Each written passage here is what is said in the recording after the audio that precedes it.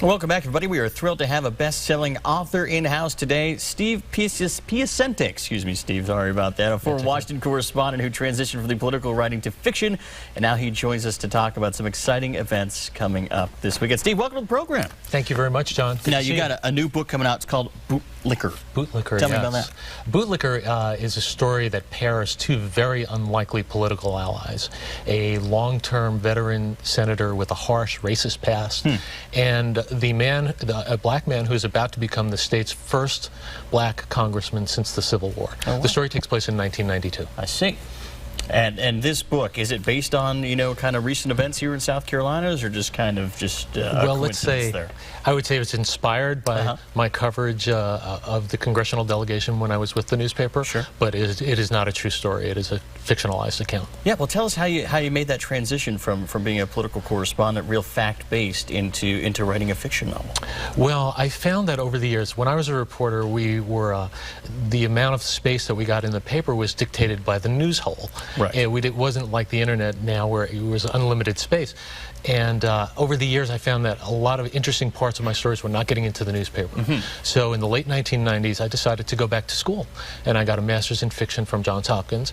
And what I realized was that what I was looking for was space, not to write longer news stories, but to write novels. I see. Now, they say that writers definitely take things from their lives. Why did you decide to focus on some kind of a political novel as opposed to doing something about, let's say warlocks or something like that? Why did it have to be politics with you? Well, the cliche is write what you know. Exactly. And I don't know warlocks at all. But I do know politics, I do know journalism, I know journalistic ethics. I know a little bit about people, and that's the kind of story I wanted to tell. Well, this is your second book. Tell us a little about your first as well. So Bella is the first novel. Bella is the story of a young woman who loses her husband overseas, and the military tells her he was killed in battle, but she finds out from an anonymous source that he was actually killed in a friendly fire accident. And she goes and gets the help of a Washington reporter who, and together as they discover the truth and reveal the truth, they learn about a lot more than how he died. Did you find the transition easy from going to something that's so fact-based and reporting for a newspaper to writing novels? Imagine driving 40 miles an hour and throwing the car in reverse.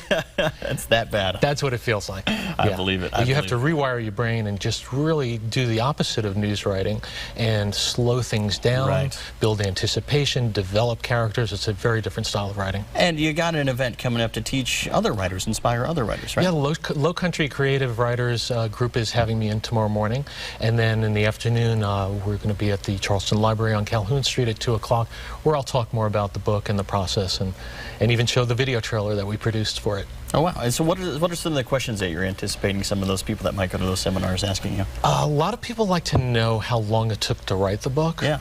And I never quite know how to answer that question because I think it's, it's built into when we started writing. I think it goes all the way back to then. I think every time you sit down at the computer and start composing, it's really, you bring everything to that experience. Those ideas just flow. Yeah. Well, where can we pick the books up?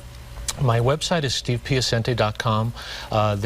Both book covers are prominent on the website. Just click them and go right to the Amazon page. All right, Steve, thank you so much for your time. We really appreciate it. My pleasure. Thank you, John. Next up on Lowcountry Live, a furry friend from Charleston's Animal Society is here and looking for a loving home. We're going to show it next. Stay with us.